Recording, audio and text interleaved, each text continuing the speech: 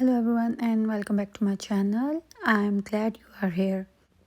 I'm back today with another card for LMM and I'm going to use this bunny on cloud image which I already fussy cut and colored off camera. I'm going to make a shaker card today and card size would be USA A2 size.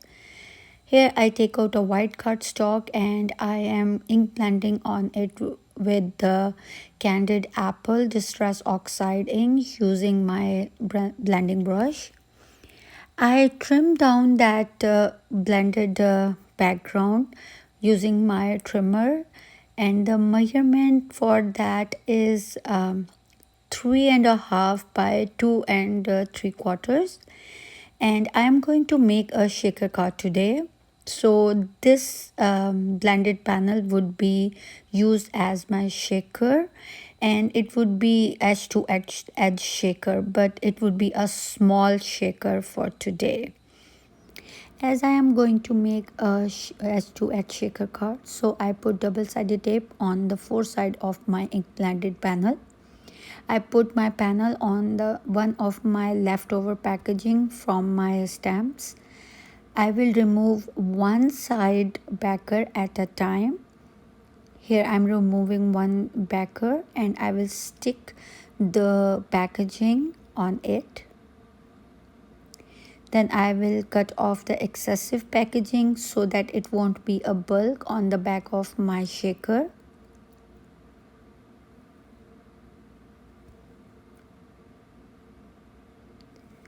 Then I am going to remove another side. Remove the packer and stick my package back on that tape. Basically, I'm sealing my ink blended panel in a packaging to make a edge to edge shaker.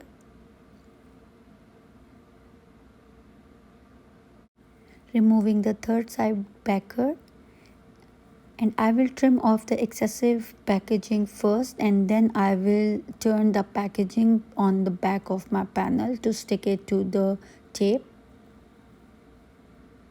Basically, I am sealing three sides of my ink panel and fourth side is open because I will put my shaker bits from my fourth side to make it a shaker card. First, I am putting Scissors heart confetti. I will put the exact name in the description down below, and I will put generously. I will fill my shaker card generously. I like more shaker bits in my shaker cards. Here I am putting white iridescent sequins, and the third color would be champagne color, and these last two sequins are from a stash. Here I will shake it a little bit so that I can see the amount of my shaker bits, and I will make sure that it is shaking good. And then I will remove the four side packer from my double-sided tape and then seal this four side too.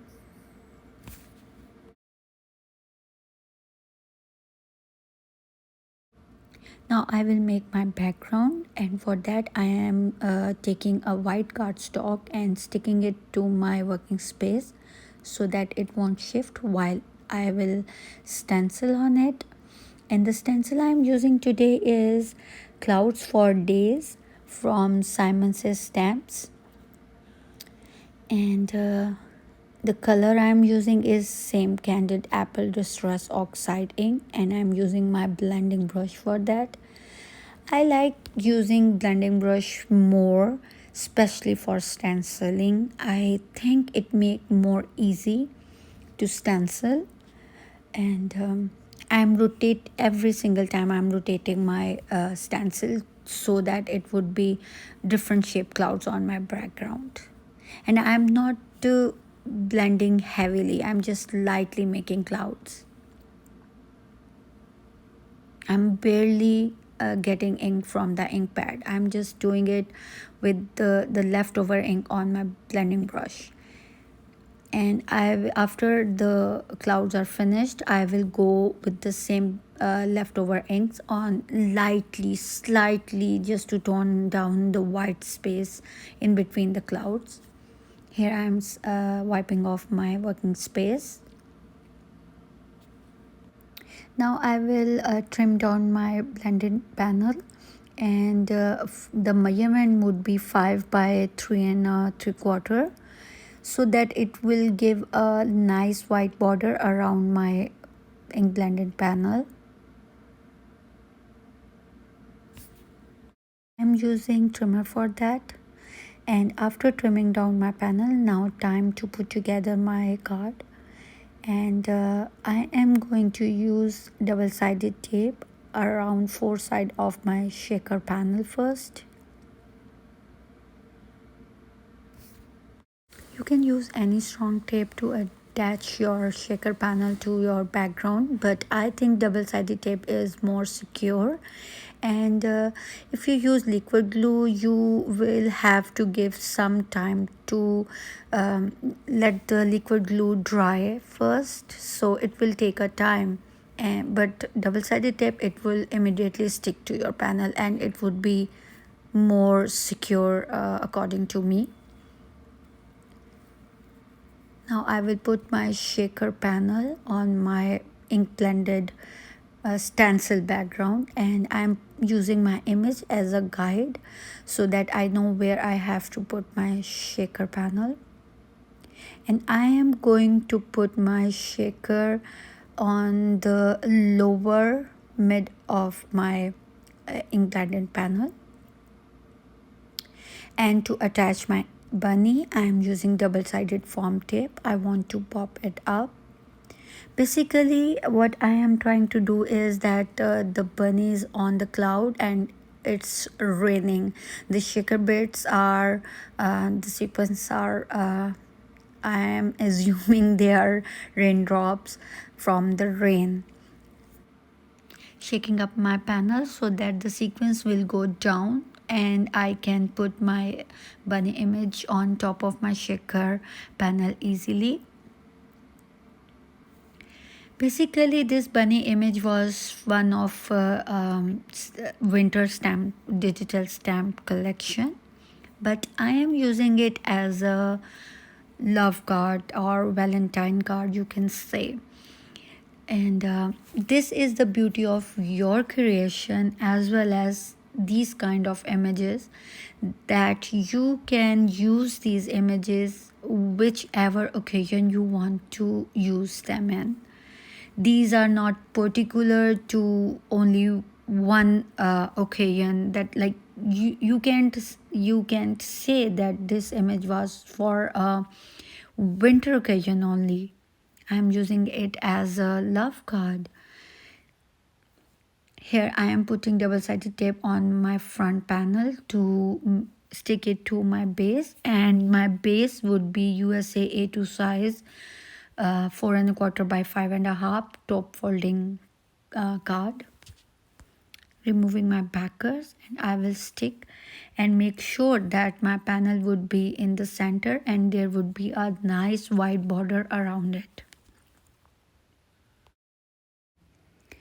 I have a habit, I recheck every single step again and again. I don't know why.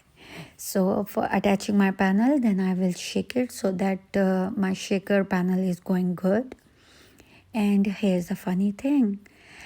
I was so into making my shaker today because it was a while that I haven't made a shaker card, and I love making shaker cards.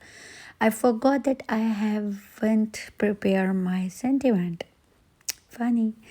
But so this when I planned this card, this was the big love sentiment from one of the Simon Says stamps stamp set I want to use on this card, but it was too big now for my card.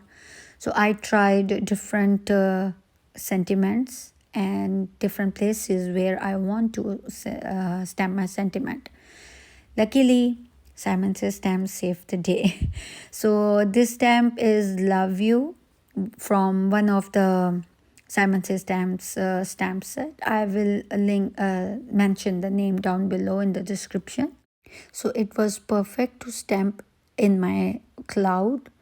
It was short enough to go there, and I used Candied Apple to stamp my sentiment, and I was relieved. I'll shake my card so that I can see that everything is good now. As you guys know that I like to do inside of my cards too. So when I trimmed out my panel, there is a ½ inch strip back there. So I will attach it with double-sided tape inside of my card on the right side of my card base. And I will use my scissors to trim off the excessive hanging strip from my card base. So here is my completed card for today. Hope you guys like it. Please give it a thumbs up. Do subscribe my channel if you don't already have. I will love to have you as my subscriber. Hit the notification bell so you won't miss any upcoming videos from me. Please share it, like it, comment it. It will help my channel grow. Thank you for stopping by. See you soon. Bye-bye.